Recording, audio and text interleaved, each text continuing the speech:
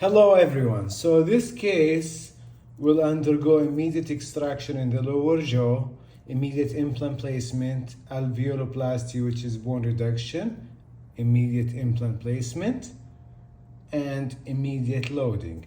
So this case is very special. We have the lower jaw and we have the teeth. So this case will definitely undergo implant placement and accurate guide seating. We made two approaches to seat the base guide. So this is the base guide, which is a buccal base guide only. So the first step that we are going to use is the toothpiece index, which attaches to the base guide using magnets. Once you have this complex attached, the first thing you're gonna do in the surgery is to flap the patient, flap him all the way. And once you reflect a full thickness extended flap, then you go about seating the base guide into position.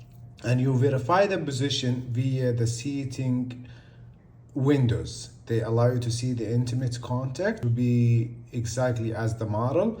And you also have bone legs. Those bone legs will help you get stability to seat the guide. And then you pin the base guide into the bone. And once this is done, then all you have to do is take the base guide out, and then you start tooth extraction and bone reduction to the level that is marked over here. You see the X here, no bone reduction beyond this line.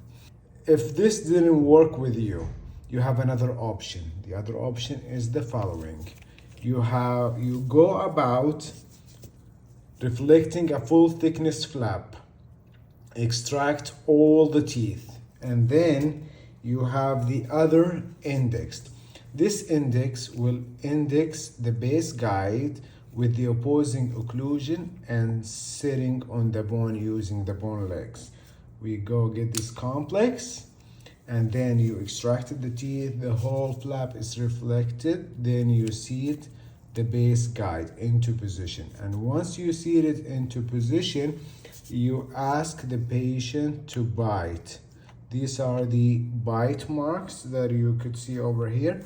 And once this is seated, then you go about pinning the base guide. Once the base guide is pinned, then you can remove this piece.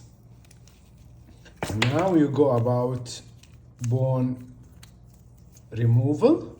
You do your bone reduction, and then you don't extend the bone reduction beyond this line. Once you're done, then you go get your implant placement guide. You just seat it into position and everything goes into voila. And once this is done, then you go about attaching your multi-units and you torque them. And then you place your temporary cylinders.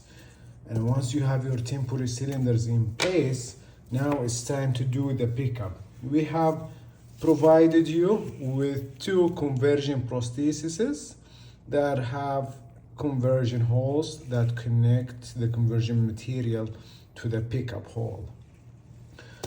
The first thing is the same protocol that uses occlusion. So all you go do is seat it into position.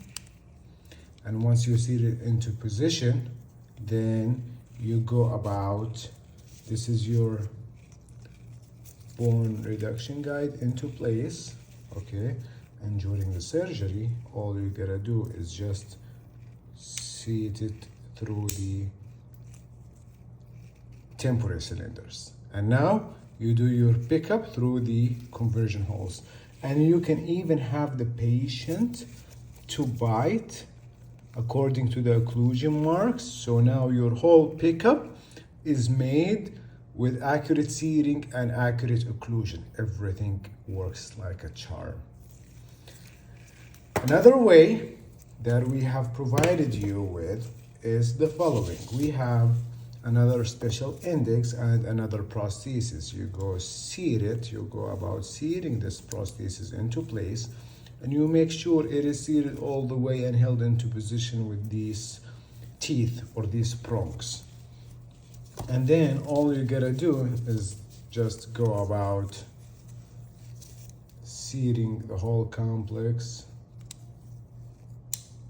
through, and then you can even have the patient bite, and when your patient bites you can also convert through the buccal holes, and now everything goes into position.